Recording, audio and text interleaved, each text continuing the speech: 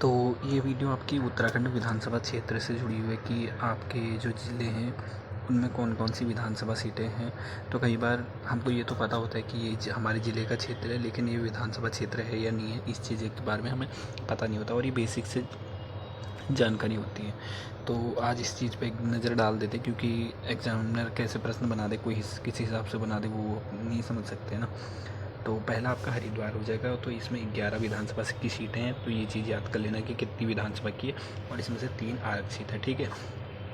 तो रुड़की हो जाएगी, पिरान कलियार हो जाएगी, और खानपुर हरिद्वार ग्रामीण। तो दो देखो, एक तो हरिद्वार है और एक हरिद्वार ग्रामीण है, मैंगलोर है और भील रानीपुर है इसका नाम, और लक्सर हो जाएगा। तो ये आपके हरिद्वार के। और उसके बाद जो हरिद्वार की आरक्षित सीटें हैं एससी के लिए, एक ज्वालापुर हो जाएगा, भगवानपुर हो जाएगा और झबरेड़ा।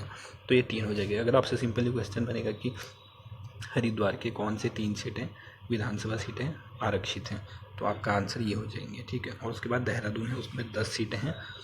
तो धर्मपुर हो गया, विकासनगर, देहरादून, मसूरी, ऋषिकेश, रायपुर, डोईवाला और सहसपुर, और इसमें से 2 आरक्षित हैं, ठीक है।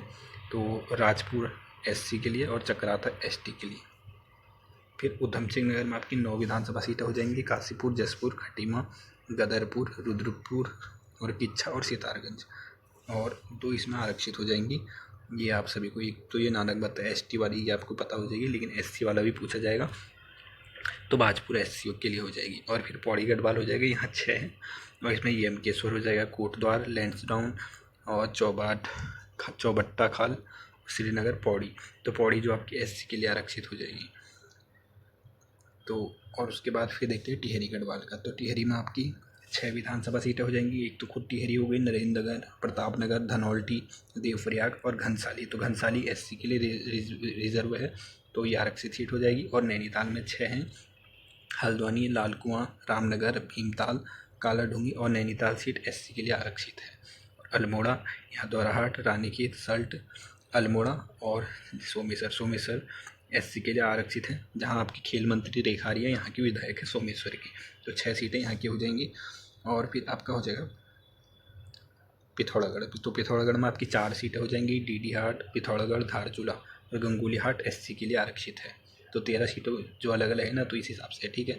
अब वैसे तो प्रश्न आपसे इन्हीं से बन सकता है, क्योंकि पहले एसटी के लिए बनता था। एसटी के लिए तो सिंपली पता है सभी लोगों को, लेकिन एसटी के लिए, एससी के लिए ज़्यादा है, तो इस हिसाब से बन सकता है। और उत्तरकाशी में 3 हो जाएंगी, गंगोत्री, यमुनोत्री, पुरौला, और पुरैला जो है वो एससी के लिए आ रही है।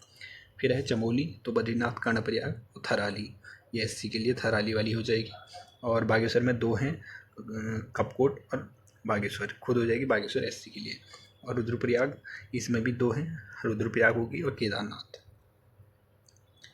और फिर आपका अंतिम जिला हो जाएगा चंपावत। तो चंपावत में भी 2 सीटें हैं, चंपावत हो जाएगा, लोहाघाट हो जाएगा। तो आपके प्रश्न यहाँ से किस किस से बनते हैं। एक तो बन सकता है कि कितनी सीटें विधानसभा के लिए यहाँ पर है, तो एक चीज़ ये आपकी हो जाएंगी। तो सबसे ज़्यादा आपकी हरिद्वार में हो जाएंगी, फिर देहरादून, उधम सिंह नगर, फिर पौड़ी गढ़वाल, टिहरी गढ़वाल, नैनीताल और अल्मोड़ा, यहाँ पर 6-6 सीटें हो जाएंगी। देखो ये 4 जिलों में 6-6 हैं, तो यहाँ से भी प्रश्न बन सकता है।